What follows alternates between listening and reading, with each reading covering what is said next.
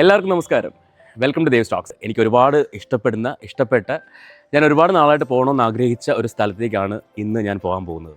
അത് എവിടേക്കാണ്, എന്തിനാണ് പോകുന്നതെന്ന് ചോദിച്ചു കഴിഞ്ഞാൽ നിങ്ങൾക്ക് എല്ലാവർക്കും അറിയാമായിരിക്കും. പത്തനാപുരം എന്ന് പറയുന്ന സ്ഥലത്ത് ഗാന്ധി ഭവൻ എന്ന് പറയുന്ന ഒരു ഓൾഡ് ഏജ് ഹോം ഉണ്ട്. അപ്പോൾ ഒരുപാട് നാളായിട്ട് ആ ഒരു സ്ഥാപനം കാണണമെന്നും അവിടെയുള്ള അന്തേവാസികളെ പരിചയപ്പെടണമെന്നും അവരോട് കുറച്ച് നേരം സ്പെൻഡ് ചെയ്യണമെന്ന ചിന്ത വന്നിട്ട്, അപ്പോൾ ഇന്ന് അതിനുള്ളൊരു അവസരം ഈശ്വരനായിട്ട് കൊണ്ടുവന്നേക്കാണ്. എന്തിനാണ് അവിടെ പോകുന്നതെന്ന് ചോദിച്ചാൽ നമ്മുടെ ഒരു സുഹൃത്ത് ഷാനുക്കയുടെ ഹെയർ ഡൊണേറ്റ് ചെയ്യാൻ വേണ്ടി അദ്ദേഹം കുറേ കാലമായിട്ട് അദ്ദേഹത്തിൻ്റെ മുടി വളർത്തുകയാണ്. അപ്പോൾ ഞങ്ങളൊക്കെ കുറേ ഇങ്ങനെ കളിയാക്കാറുണ്ടായിരുന്നു, എന്തിനാണ് ഇങ്ങനെ വളർത്തി വിടുന്നത് എന്നൊക്കെ ചോദിച്ചിട്ട്. അപ്പോൾ അദ്ദേഹം എന്താണെന്ന് എന്നോട് അന്നൊന്നും പറഞ്ഞിട്ടില്ല. പക്ഷേ ഈ ഇടയ്ക്കാണ് ഞാൻ അറിഞ്ഞത് അത് ഡൊണേറ്റ് ചെയ്യാൻ വേണ്ടിയാണ് വളർത്തുന്നത്. വളരെ എന്താ പറയുക, പ്രൗഡായിട്ടുള്ളൊരു മൊമെൻ്റാണ് ഈ മുടി ഡൊണേറ്റ് ചെയ്യുന്ന ആ ഒരു കാഴ്ച കാണുക എന്നുള്ളത്. അപ്പോൾ അങ്ങനെ ഷാനുക്കയുടെ മുടി ഡൊണേറ്റ് ചെയ്യാൻ വേണ്ടിയാണ് പോകുന്നത്. സോ ഞാനിപ്പോൾ നിങ്ങളെ ഷാനുക്ക കാണിക്കാൻ പോവാണ്. ഇദ്ദേഹമാണ് ആ മുടിയനായ പുത്രൻ, മുടി വളർത്തിയ പുത്രൻ. അപ്പോൾ ഷാനുക്കയുടെ മുടിയാണ് ഡൊണേറ്റ് ചെയ്യാൻ പോകുന്നത്. ആ മുടി ഒന്ന് കാണിച്ചു നോക്കട്ടെ. ഇതാണ്. എത്ര വർഷമായി ഷാനുക്ക ഈ മുടി ഇങ്ങനെ വളർത്താൻ തുടങ്ങിയിട്ട്? 2 വർഷമായിട്ട് ഷാനുക്ക ഈ മുടി വളർത്തുകയാണ്. അപ്പോൾ നമ്മൾ നമ്മുടെ യാത്ര ഇവിടെ തുടങ്ങിയിരിക്കുകയാണ്.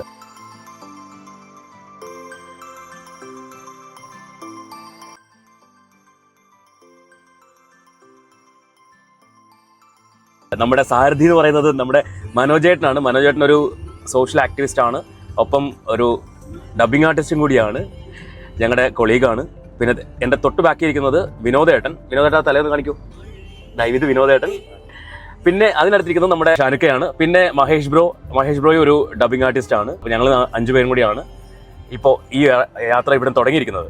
ഇനി ഞങ്ങൾക്ക് വെഞ്ഞാറമൂട് നിന്ന് ഒരാളെ കൂടി പിക്ക് ചെയ്യാനുണ്ട്, അസിം ഷാ. അദ്ദേഹം ഒരു മിമിക്രി ആർട്ടിസ്റ്റ് ആണ്. അപ്പോൾ ഞങ്ങളുടെ ഒരു ട്രിപ്പുമാണ്, ഒപ്പം ഈ ഒരു എന്താ പറയുക, മഹത്തായ ഒരു കാര്യം ചെയ്യാനും കൂടിയാണ് ഈ യാത്ര പോകുന്നത്. നമുക്ക് ഷാനുക്കയുടെ കുറച്ച് കാര്യങ്ങൾ ചോദിക്കാനുണ്ട് എനിക്ക്. ഷാനുക്ക, എന്താണ് ഷാനുക്ക ഇപ്പോൾ ചെയ്തുകൊണ്ടിരിക്കുന്നത് എന്ന് പറയാമോ? ഞാനിപ്പോൾ എൻ്റെ പ്രൊഫഷനായിട്ട് ചെയ്യുന്നത് പോസ്റ്റ് പ്രൊഡക്ഷൻ ഡയറക്ടറാണ്. ഇത് എനിക്കറിയാൻ വേണ്ടിയല്ല, കാരണം എനിക്കറിയാം, ഞാൻ അദ്ദേഹത്തിൻ്റെ ഞങ്ങൾ ഒരുമിച്ച് വർക്ക് ചെയ്യുന്നുണ്ട്. നിങ്ങൾക്കറിയാൻ വേണ്ടിയാണ് ഞാൻ ഈ ചോദിക്കുന്നത്. അപ്പോൾ ഷാനുക്ക, എന്തുകൊണ്ടാണ് ഈ ഒരു കാര്യം, ഈ മുടി വളർത്തി ഇങ്ങനെ ഡൊണേറ്റ് ചെയ്യാമെന്ന് തീരുമാനിച്ചത്? എന്തുകൊണ്ടാണ്? അതൊരു വീഡിയോ കണ്ടപ്പോഴാണ് എനിക്ക് അതിനൊരു ആഗ്രഹം തോന്നിയത്. ഓക്കെ. കാര്യം അന്നൊരു വീഡിയോ, അതായത് 2 വർഷം മുമ്പ് നമ്മുടെ കൂടെ വർക്ക് ചെയ്യുന്ന ഷിബു എന്നറിയാം, FX എന്ന ഷിബു ചേട്ടൻ മുടി ഇങ്ങനെ ഡൊണേറ്റ് ചെയ്തു. ഓക്കെ. അപ്പോൾ പുള്ളി എൻ്റെ അടുത്ത് ഇങ്ങനെ പറഞ്ഞു, എടാ ക്യാൻസർ പേഷ്യൻ്റ് ആണ്, നമുക്ക് ചെയ്യാൻ പറ്റുന്ന രീതിയിലൊക്കെ ഒന്ന് സഹായിക്കാമെന്ന് പറഞ്ഞു. അങ്ങനെ പുള്ളി ആദ്യമായിട്ട് കൊടുത്തു. അപ്പം തുടങ്ങി എന്തായാലും എനിക്ക് ഒരെണ്ണം ചെയ്യണമെന്ന് വിചാരിച്ചു. ആദ്യം ഞാൻ മുടി വളർത്തി ഒരു 4-5 മാസമായപ്പോഴത്തേക്കും പറ്റാതായി കളഞ്ഞു. അത് കഴിഞ്ഞ് എൻ്റെ മോളെ ബർത്ത്ഡേ ഞാൻ തീരുമാനം എടുത്തു. അവിടെ അടുത്ത ബർത്ത്ഡേക്ക് ഞാൻ മുടി കൊടുക്കണമെന്ന് ഞാൻ ഇങ്ങനെ ആരെ കൊടുക്കും 2-3 പേരെ ഞാൻ കോൺടാക്ട് ചെയ്ത് കിട്ടിയില്ല. അങ്ങനെ ഒരു യാദൃശ്യമായി മനോഹരനെ പറഞ്ഞു. ഓക്കെ. അപ്പോൾ മനോഹരൻ പറഞ്ഞ് അതിനുള്ള വഴി ഒപ്പിക്കാമെന്ന് പറഞ്ഞു. പുള്ളി പറഞ്ഞു അടുത്ത മാസം എൻ്റെ അടുത്ത് പറഞ്ഞ് ഇങ്ങനൊരു സംഭവമുണ്ട്, തൃശ്ശൂർ ഒരു ഹോസ്പിറ്റലാണ് കൊടുക്കുന്നത്. പക്ഷെ അത് കുറച്ച് നമ്മുടെ ചാരിറ്റി കിടന്ന ഷമീർക്ക, അതുപോലെ വിനോദൻ, ഇവരുടെ ഒരു സഹകരണത്തോടു കൂടി പത്തനാപുരം ഗാന്ധി ഭവൻ വെച്ച് കൊടുക്കാമെന്ന് പറഞ്ഞു. ഞാനത് സ്വീകരിച്ചു. ഓക്കെ. അപ്പോൾ എന്തായാലും വളരെ നല്ലൊരു കാര്യമാണ് ചെയ്യാൻ പോകുന്നത്. ഈ ഡൊണേറ്റ് ചെയ്യുന്ന കാര്യം പറഞ്ഞപ്പോഴാണ്, കാരണം ഇതിന്റെ പിന്നിൽ ഒരുപാട് ലോബികളുണ്ട്. ഒരു വലിയ മാഫിയാണ് സത്യം പറഞ്ഞാൽ. നമ്മുടെ RCC-യുമായിട്ട് ബന്ധപ്പെട്ട് പ്രവർത്തിക്കുന്നത് തന്നെ പല കാര്യങ്ങളും അറിയാം, ഒരുപാട് കാര്യം. അതുകൊണ്ടാണ് ജെന്യൂൻ ആയിട്ടുള്ള ആൾക്കാർക്ക് നമ്മൾ ചെയ്തു കഴിഞ്ഞാൽ അത് ശരിയായ കൈകളിലേക്ക് എത്തും. ശരിക്കും പറഞ്ഞിട്ട് ഞാൻ ചോദിക്കട്ടെ, ഇപ്പോൾ ഈ ലോബികളുടെ കാര്യം പറഞ്ഞല്ലോ, ഈ നമ്മൾ ഡൊണേറ്റ് ചെയ്യുന്ന മുടി ഇവരെന്താണ് ചെയ്യുന്നത്? പിന്നെ വിഗായിട്ട് മാറുമല്ലേ? ഓക്കെ. അല്ല, അതിനുവേണ്ടി തന്നെയാണ് ബിസിനസ് അല്ലേ ഇതിന്റെ പിന്നാലെ നടക്കുന്നത്. ഇപ്പോ ഈ ഡൊണേറ്റ് ചെയ്യുന്ന ആൾക്ക് പ്രത്യേകിച്ച് ഒന്നും കിട്ടുന്നില്ല. എനിക്കൊന്ന് ഷാനുവിനോട് ആരൊക്കെയോ വില പറഞ്ഞിട്ടുണ്ട്.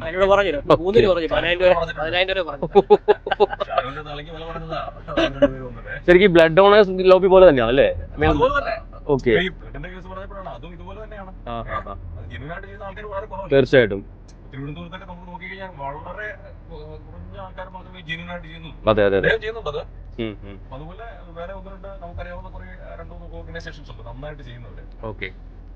അല്ലാത്തവരൊക്കെ ഈ താൽക്കാലികമായിട്ടുള്ള ഈ കോണ്ടാക്ട്സിന് വേണ്ടിയൊക്കെ ചെയ്യുന്ന കുറെ ആൾക്കാരുണ്ട്. മനസ്സിലായി. അവരെ എനിക്കറിയാം, കാരണം ഞാനൊരു അനുഭവസ്ഥനാണ് ഈ കാര്യത്തിൽ. കേസിലൊക്കെ വിനോദേട്ടൻ ഒന്ന് പരിചയപ്പെടുത്താമോ? വിനോദേട്ടൻ തന്നെ പറയൂ, എന്തൊക്കെയാണ് ചെയ്യുന്നത്, എന്തൊക്കെയാണ് ആക്ടിവിറ്റീസ്? നമസ്കാരം. എൻ്റെ പേര് വിനോദ് കുമാർ കെ വി ആണ്. ഞാൻ തിരുവനന്തപുരം റീജിയണൽ ക്യാൻസർ സെൻ്ററിലെ ട്രീറ്റ്മെൻറ്റ് വരുന്ന രോഗികളെ സപ്പോർട്ട് ചെയ്യുന്നൊരു സോഷ്യൽ വർക്കറാണ്. പിന്നെ ഞാൻ മെയിനായിട്ട് ചെയ്യുന്നത് ബ്ലഡ് ഡൊണേഷൻ, അതോടൊപ്പം തന്നെ പ്രസൻ്റായ ക്യാൻസർ രോഗികൾ തിരുവനന്തപുരത്ത് ട്രീറ്റ്മെൻറ്റ് കഴിഞ്ഞ് നാട്ടിലേക്ക് പോകാൻ പറ്റാതെ വിഷമിക്കുന്നവരെ എൻ്റെ കാറിലും എൻ്റെ ആംബുലൻസിലും ഞാൻ പൂർണ്ണമായിട്ടും സൗജന്യമായിട്ടാണ് അവരെ കേരളത്തിലെ എല്ലാ സ്ഥലങ്ങളിലും എത്തിക്കുന്നത്. നിലവിലിപ്പോൾ ഒരുപാട് ആൾക്കാരെ എത്തിച്ചിട്ടുണ്ട്. മറ്റൊരു സങ്കടം എന്ന് പറയുന്നത് ഞാൻ കൊണ്ടെത്തിച്ച പല ആൾക്കാരും ജീവിച്ചിരിപ്പില്ല എന്നുള്ളൊരു ദുഃഖകരമായൊരു സത്യം അറിയിക്കുന്നുണ്ട്. ഇന്ന് ഇങ്ങനൊരു അസുലഭ മുഹൂർത്തത്തിൽ തീർച്ചയായിട്ടും എനിക്കും കൂടെ പങ്കെടുക്കാൻ പറ്റിയതിൽ വലിയൊരു സന്തോഷം അറിയിക്കുന്നുണ്ട്. അതോടൊപ്പം തന്നെ മറ്റൊരു സന്തോഷം ഉള്ളതെന്ന് പറയുന്നത് 2018 നൂറ് തവണയ്ക്ക് മേളിൽ ബ്ലഡ് ഡൊണേഷൻ ചെയ്ത 5 പേരോടൊപ്പം യാത്ര ചെയ്യാൻ എനിക്ക് സാധിച്ചു. അന്നൊരു മലനാട് എന്ന് പറഞ്ഞൊരു ചാനലിൻ്റെ ഒരു പ്രോഗ്രാമിന് വേണ്ടിയിട്ട് തിരുവനന്തപുരത്ത് നിന്ന് ഇത്രയും ഡോണേഴ്സിനെ അവിടെ നിന്ന് പ്രോഗ്രാമിൽ എത്തിക്കേണ്ട ഉത്തരവാദിത്വം എനിക്കായിരുന്നു. അതൊരു മഹാഭാഗ്യമായിട്ട് ഞാൻ കരുതുന്നു. കാരണം 5 പേരും 100 തവണയ്ക്ക് മേളിൽ ബ്ലീഡ് ചെയ്ത ആൾക്കാരാണ്. അതിൽ വൺ മിസ്റ്റർ ഇസഹാക്ക്, അദ്ദേഹം വിഴിഞ്ഞ സ്വദേശിയാണ്. അദ്ദേഹം ഇപ്പോൾ 159 തവണയായിട്ട് ഇപ്പോൾ നിൽക്കുകയാണ്. പിന്നെ ഒരു രാജ്ഭവനിലൊരു അശോകൻ ചേട്ടനുണ്ട്, അദ്ദേഹം രാജ്ഭവനിലെ ഗാർഡനറാണ്. അദ്ദേഹം 160 തവണയും കൊണ്ട് ആയിട്ടുണ്ട് മൊത്തം. പിന്നെ അതുപോലെ നമ്മളൊരു മറ്റു സുഹൃത്തുക്കളും രക്തദാതാക്കൾക്കും അതോടൊപ്പം ഹെയർ ഡൊണേഷൻ ചെയ്യുന്നവർക്കും ദാനധർമ്മങ്ങൾ നടത്തുന്ന എല്ലാവർക്കും എൻ്റെ പ്രത്യേക സന്തോഷവും സ്നേഹവും അറിയിക്കുന്നു. Thank you. മാത്രമല്ല ഇതൊരു മാതൃകയായിരിക്കട്ടെ. ഓക്കെ, അപ്പോൾ നമുക്കിനി ബാക്കി വിശേഷങ്ങൾ പത്തനാപുരം ഗാന്ധി ഭവനിൽ പോയിട്ട് അവിടെ എന്തൊക്കെയാണ്, അവിടെ കുറേ കാര്യങ്ങൾ കാണാനുണ്ട്, കുറേ അധികം ആൾക്കാരെ പരിചയപ്പെടാനുണ്ട്. ഞങ്ങളുടെ കൂടെ വർക്ക് ചെയ്തിരുന്ന ഒരാൾ അവിടെ ഉണ്ട് ഇപ്പോൾ, അപ്പോൾ അദ്ദേഹത്തെയും കാണണം. സോ നമുക്ക് ബാക്കി എല്ലാം അവിടെ പോയിട്ട് കണ്ടറിയാം.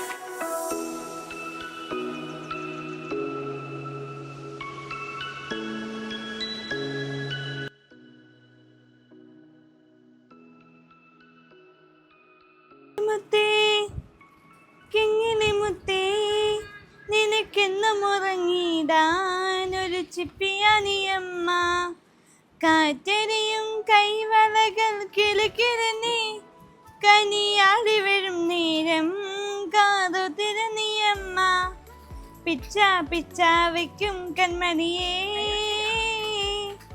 എന്നിൽ തന്നിലൊക്കെ ഇഷ്ടമണിനേ, മുത്തേ മുത്തേ കിങ്ങിനെ മുത്തേ നിനക്കെന്നുമുറങ്ങിടാനൊരു ചിപ്പിയാനിയമ്മ.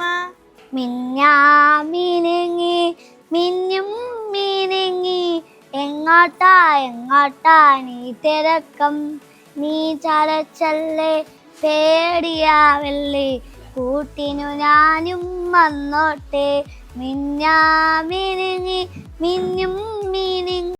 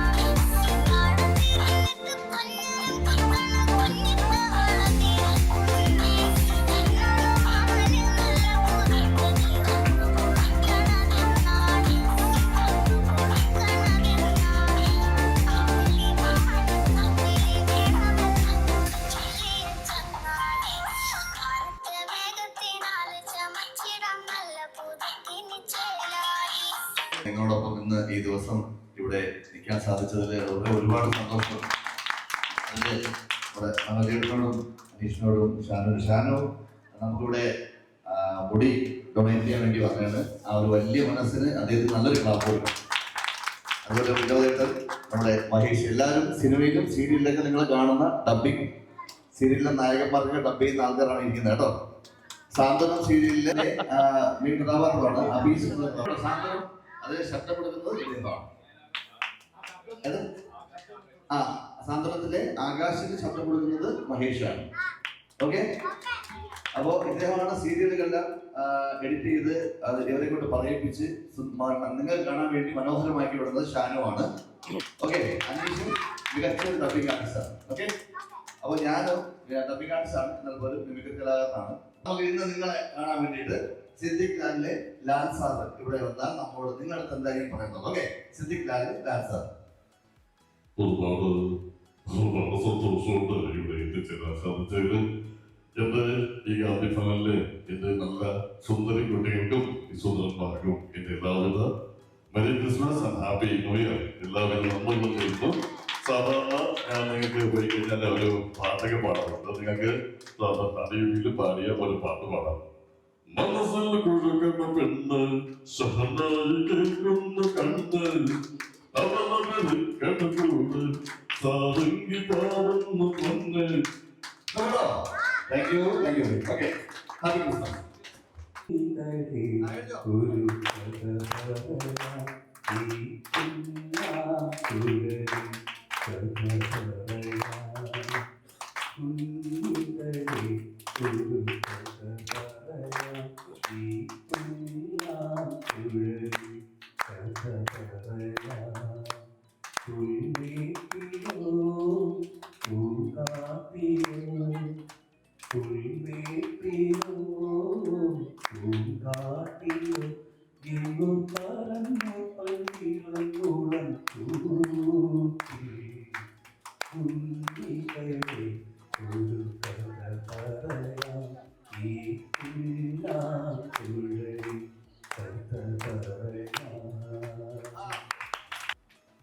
കരുണാമയനെ കാവൽ വിളക്കേ കനിവിൻ നാദമേ,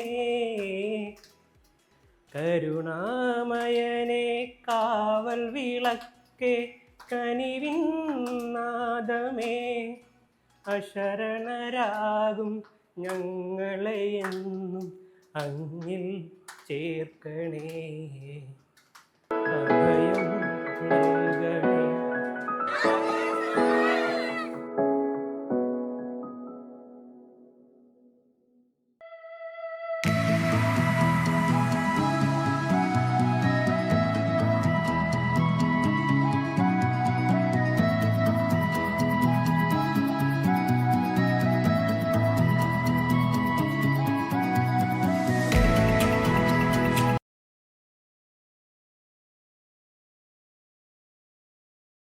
കുറച്ച് സിനിമാ താരങ്ങളെ ശബ്ദാനുകരണമാണ്.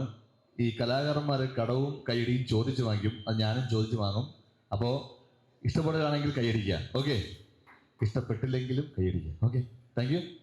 മലയാള സിനിമ കാണാൻ പോകുമ്പോൾ നമുക്ക് പുരുഷന്മാർക്കൊരു ഉപദേശം കൊടുക്കാറുണ്ട്. അതായത് മുമ്പ് പരസ്യം പറഞ്ഞുകൊണ്ടിരുന്നത് ഗോപൻ സാറായിരുന്നു. അതിലെ പരസ്യം സംഭവം ഇങ്ങനെയാണ്: ആരാണ് സന്തോഷം ആഗ്രഹിക്കാത്തത്? ഇത് കേൾക്കുമ്പോൾ തന്നെ ദൈവത്തോർത്ത് പേടിയാവും അല്ലേ? പക്ഷേ അദ്ദേഹം, അതായത് നമ്മുടെ ഈ ഗോപൻ സാറാണ് കഴിഞ്ഞ 50 വർഷ കാലഘട്ടമായി ആകാശവാണിയിലും ദൂരദർശനിലെല്ലാം വാർത്തയും പരസ്യങ്ങളൊക്കെ പറഞ്ഞുകൊണ്ടിരുന്നത്. നമ്മൾ ശ്രദ്ധിച്ചാൽ അറിയാം, ദൂരദർശനിലൊക്കെ പരസ്യം വരുമ്പോൾ ഹിന്ദിയിലാണ് ഷൂട്ട് ചെയ്ത് അവിടെയുള്ള 2 ബംഗാളികളാണ് അഭിനയിച്ച് ഇങ്ങോട്ട് വരുന്നത്. പക്ഷെ ഇവിടെ വരുമ്പോൾ ഈ 2 പേർക്കും ഡബ് ചെയ്യുന്നത് ഗോപൻ സാറാണ്. അത് 2 ശബ്ദത്തിലും മാറ്റി മാറ്റി പറയും. അപ്പോൾ ഇതൊരു രസകരമായ ഒരു പരസ്യമാണ്, ശ്രദ്ധിക്കുക. കേന്ദ്ര സർക്കാരിന്റെ കൃഷി മന്ത്രാലയത്തിന്റെ ഒരു പരസ്യം. രാജു, ഈയിടെയായി നിന്നെ നെൽപ്പാടത്തേക്കൊന്നും കാണുന്നതേയില്ലല്ലോ.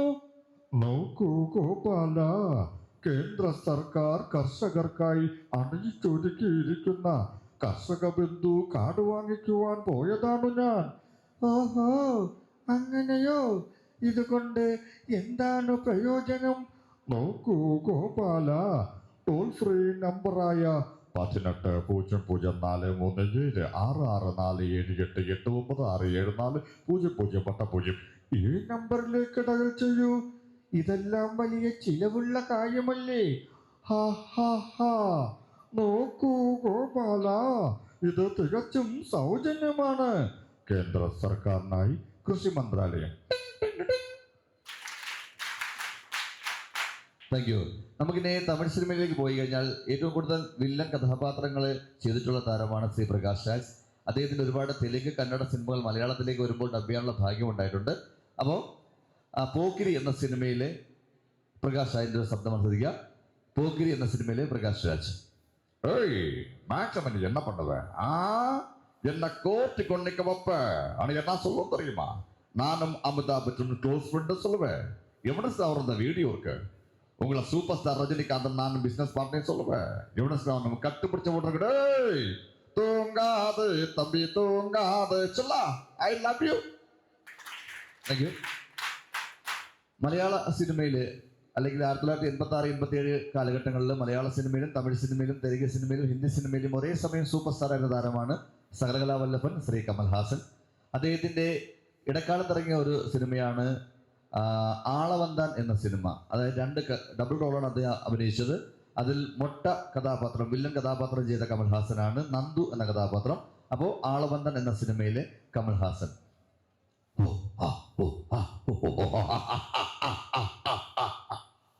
கடவுள் பாதி மிருகம் பாதி கலந்த செய்த கலவைனா உள்ளை கடவுள் வெளியே மிருகம் விளங்க முடியா கவிதைனா மிருகம் கொன்று கடவுள் வளர்த்த பார்க்கின்றேன். ஆனால் கடவுள் கொன்று உளவாய் தின்று மிருகம் மற்றும் விளைகிறதே. Thank you. ആയിരിക്കുന്ന അണ്ണന്മാരെന്ന് കൈയടിക്കൂലേ? കൈയടിച്ചാൽ ആയുസ്സും ആരോഗ്യവും കൂടും. അത് കൈയടിച്ച് നോക്കട്ടെ. Thank you. നമ്മളെ മലയാളികൾക്ക് കൈയടിക്കാൻ ഭയങ്കര പാടാണ്. പക്ഷേ അണ്ണന്മാർക്ക് കൈയടിക്കാൻ പറ്റും. അണ്ണാ ഒന്നുണ്ടോ കൈയടിച്ചടാ നോക്കട്ടെ. പോരട്ടെ, കൈയടിച്ചോ? ഓക്കെ, താങ്ക് യുടാ, താങ്ക് യു. അപ്പോൾ വിക്രം എന്ന സിനിമ നമ്മൾ കണ്ടു. കമൽ സാറിൻ്റെ വിക്രം എന്ന സിനിമയിലെ കമൽഹാസന്റെ ശബ്ദമാണ് ശ്രീ കമൽഹാസൻ. காடுன்னு இருந்தா சிங்கம் புலி சிறுத்தை இதெல்லாம் வேட்டைக்கு போகும். மான் தப்பிக்க பார்க்கும். சாகிறதுக்கு முன்னாடி ஒரு விஷயத்தை கேட்டுட்டு சாவுங்க. சத்தவனோட பேரு பிரபஞ்சன், அவரை பெற்றோரோட பேரு விக்ரம். Thank you. നമുക്കറിയാം മലയാള സിനിമയിലെ യൂത്തിന് ഏറ്റവും ഇഷ്ടപ്പെട്ട താരമാണ് ദുൽഖർ സൽമാൻ. അദ്ദേഹത്തിന്റെ കമ്മട്ടിവാടം എന്ന സിനിമയിലെ സംഭാഷണമാണ് ദുൽഖർ സൽമാൻ. അതേടാ, ഞങ്ങള് തെരുവെട്ടികളാ. തെരുവെട്ടിക്ക് ഉടമാടില്ല, പക്ഷെ തമ്മി കൂറുണ്ട്. ചെത്താലും ഞങ്ങൾ ഒറ്റ കേട്ടാ. പിന്നെ നിന്റെ എറണാകുളം സിറ്റി അത് വലിയ ഉറപ്പൊന്നുമില്ലടാ. അത് നിൽക്കുന്നത് കമ്മട്ടിപ്പാടത്തിന്റെ ചതുപ്പില്ല. അത് കെട്ടിപ്പൊക്കുന്നത് സിമന്റുകളൊന്നുമല്ല, കട്ട പിടിച്ച ചോരയുണ്ട്. ഗംഗയുടെയൊക്കെ ചോര. ചോരയ്ക്ക് ചോര വിളി കേൾക്കണ്ടടാ. Thank you. മലയാള സിനിമയിലെ ഒരു 50 വർഷം കാലഘട്ടമായി മലയാള സിനിമയിൽ നിറഞ്ഞു നിൽക്കുന്ന താരമാണ് ഏത് വേഷവും അനായാസന കൈകാര്യം ചെയ്യുന്ന ശ്രീ ബൈജു. അദ്ദേഹം ഇന്ന് ഈ ഗാന്ധി ഭവനിൽ വന്നാൽ എന്തായിരിക്കും നമ്മോട് സംസാരിക്കും നോക്കാം. ശ്രീ ബൈജു. ഒരുപാട് സന്തോഷമുണ്ട്. ഒരുപാട് സുന്ദരന്മാരൊക്കെ അങ്ങ് അണിഞ്ഞൊരുങ്ങിയിരിക്കുകയാണ്. ക്രിസ്മസ് അല്ലേ, അടിപൊളിയായിരിക്കും. എല്ലാവർക്കും എൻ്റെ 1000 ക്രിസ്മസ് പുതുവത്സര ആശംസകൾ. സത്യം പറഞ്ഞാൽ അവിടെ വന്നപ്പോഴാണ് നമ്മളെല്ലാം മനുഷ്യന്മാരാണ്. ഇവിടേക്ക് ഇടയ്ക്കൊക്കെ വന്ന് പോകണമെന്ന് തോന്നുന്നു, അല്ലേ? ശരിയല്ലേ അളിയ?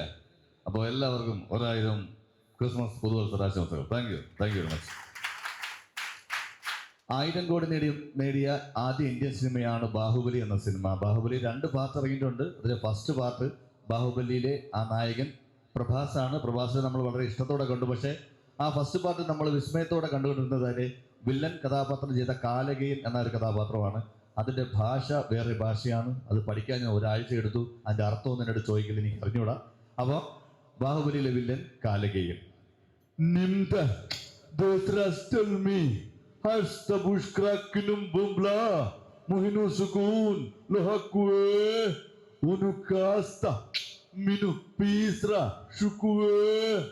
min bahat സഹസ്രമാഷ്മതും എങ്കിലും min bahat ചോ നമ്മുടെ ശ്രീകുദ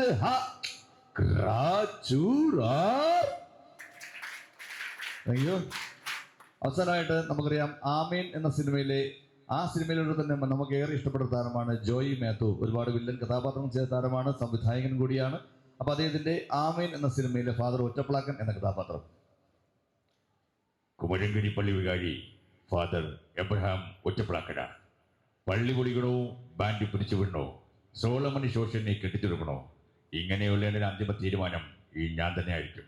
മിസ്റ്റർ ഫാദർ വിസൻ വട്ടോളി, ക്രൂശിൽ കിടന്ന് മരിച്ചത് കർത്താവായ യേശു ക്രിസ്തു അല്ലേ, അല്ലാതെ ഫാദർ വിൻസെന്റ് വട്ടോളിയല്ലോ.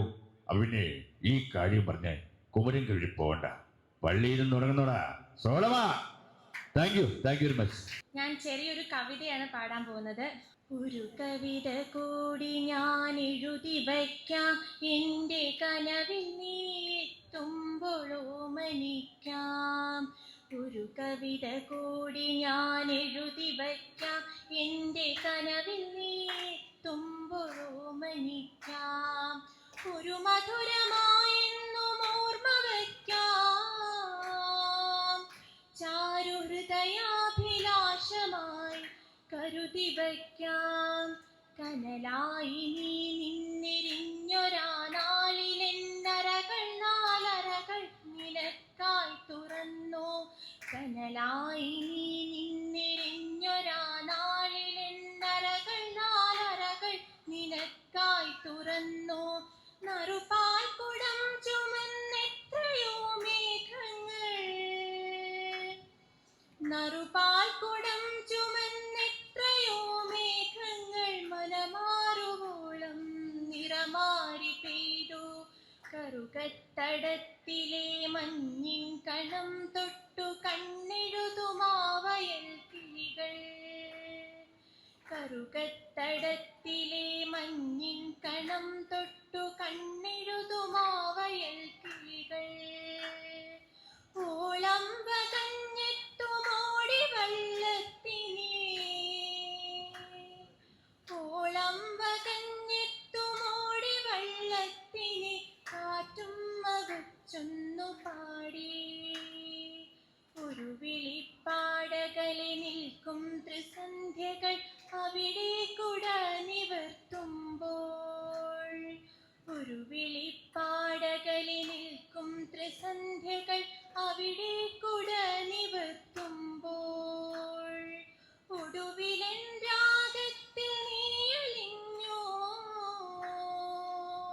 ഞാനൊരു ഗാനമായി പൂപ്പൊലിച്ചു. നാട്ടുവെളിച്ചം വഴി വെട്ടിയിട്ടൊരി കുശമലരി പൂക്കുന്ന തൊടിയിൽ, നാട്ടുവെളിച്ചം വഴി വെട്ടിയിട്ടൊരി കുശമലരി പൂക്കുന്ന തൊടിയിൽ. മൺതരികളറിയാതെ നാം നടന്നു, രാവിൻ നീലവിരി നമ്മെ പൊതിഞ്ഞു.